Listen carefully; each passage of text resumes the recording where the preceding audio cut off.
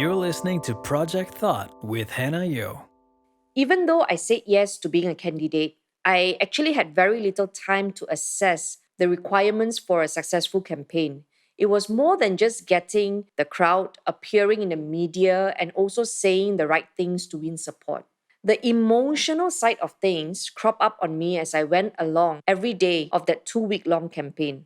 My most vivid struggle was I remember crying in the car as we were turning out from our rented home in USJ 6 onto Persiaran Bakti and then Persiaran Muni to head to the SS19 Ceramah. That was the first Ceramah with Anwar Ibrahim. I remember these photographic details so well, down to the name of the streets because the struggle was so real. I felt like I had no story, no compelling manifesto, and I wasn't qualified for the job. I just felt I had nothing to say to the people. I needed a script, but my head could not process it. My heart was not fully convinced that I was up for this assignment. All that changed when I stepped onto the mini platform next to Anwar Ibrahim in SS19. I saw the crowd so hungry for a clean government. This general election is very different. People are very hungry for the truth. If they are not hungry, they will not be here tonight. Look at the crowd. Look at the people. This is a very strong message. I was convinced within me that I had the same resolve as them to fight corruption. That was a match what I saw in the crowd that night. And that gave me a newfound confidence. You can have the most qualified, eloquent politician, but without a new resolve to fight corruption, it would be same old, same old. I remember reading the news of a corrupt politician and him wanting to win the people's support again. I remember him throwing an open house and serving satay, and the crowd was very big. His comment at that time was, "Look, the people still accept me." That gave me a very strong resolve to fight corruption because to me, I needed to see that Malaysians detest corruption like I do. For me to see that in the crowd at my first appearance in SS19, that was the match for me. The next emotional challenge for me was going out to meet the voters and shaking their hands. Some were nasty. Didn't matter whether it was the morning market, pasar malam or kopitiam. Some refused to even look at me when I said hi, and that was tough. Many times when that happened, I could hear my inner voice saying, "Forget it. Why should I serve these people?" It wasn't easy trying to reconcile this rejection with that earlier found confidence to fight corruption. In fact, there was an incident that I could remember very well. Going into the shower, getting ready to go for another walkabout in the Pasar Malam. I sat on the floor in the shower for the longest time crying because I was so reluctant to get dressed, to go out and face people again. It was not a natural thing for me to do, wanting all this attention to myself, going out and say, "Here I am, vote for me." It was a real struggle for me to give myself for this new calling.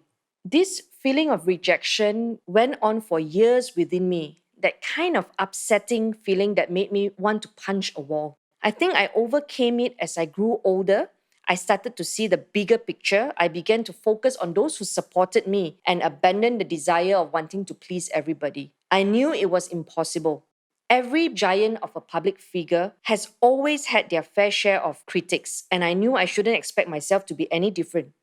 Today, I don't feel that sense of rejection within me anymore. It has taken me years of discipline and moving away from being self-centered and focusing on how I was feeling and how I was being treated. Shift your focus on the work undone and those who need your voice. That will give you the push to take one more step forward. As the campaign went on, the crowds at our rallies began to swell. The biggest crowd was the ceramah held in the rain at the open field in USJ 12. When it started to pour, I remember there was thunder and there was lightning, and we appealed to the people to go home, but no one moved. They wanted more. I saw hunger and a real desperation for change, and that fired me up for polling day. The first step has started. Despite the rain, you have stood here tonight. This is the first step.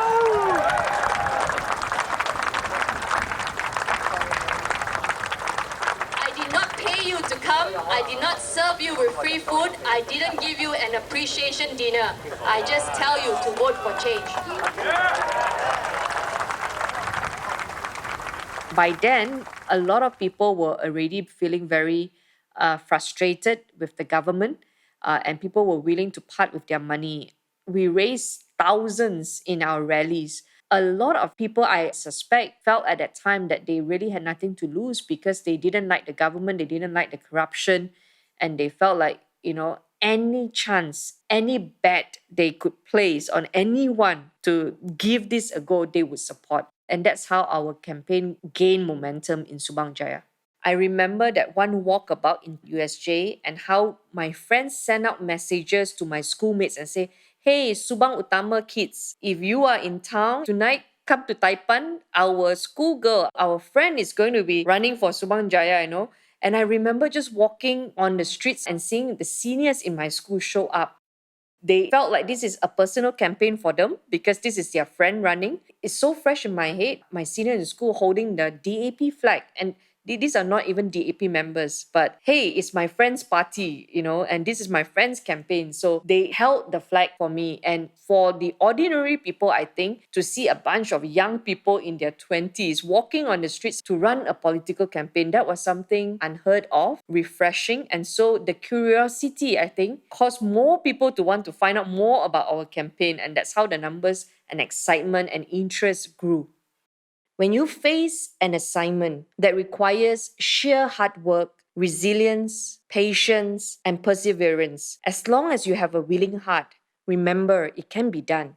Speaking of a willing heart, this brings me back to the night of polling day. Edward was all dressed up, ready for a celebration as we gathered in his house before heading to the counting center. I remember asking Edward, why are you so confident, all dressed up already? And by then, the updates had started to come in from our counting agents. There was a real chance of us winning. Apparently, according to Edward, I was getting some significant number of votes, and this was verified when we actually arrived at the counting center. But we waited at the counting center till about 2 a.m., 3 a.m. that day. No one had access to any news, and rumors were flying that Barisan Nasional politicians were apparently removing documents from the state office. People said that you can have all these results saying that you're the winner on paper, but eventually a different outcome can come out of this because Selangor had never experienced a change of government. And there was a real sense of restlessness in that place because we were hearing all these rumors, yet we had no means to verify them.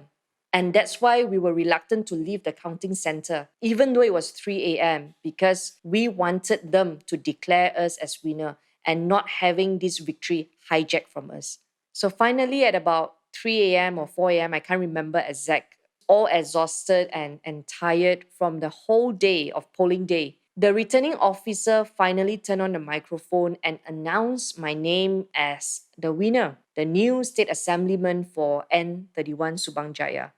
You might think I would have immediately burst into celebration, but no, to be honest, a part of me was sad that this would mean a life of public service for the next 5 years. This was a possibility I did not have time to digest throughout the campaign because people said even though you see a big crowd at your rally, don't count your eggs before they hatch. People in Subang Jaya had never voted for the opposition, and so when it finally happened, it was bittersweet. I felt happy with a tinge of sadness. This life was no longer my own.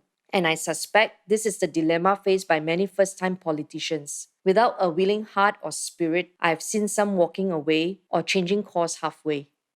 As I conclude this series, I just want you to know that a lot of factors contributed to that first victory in the 2008 elections.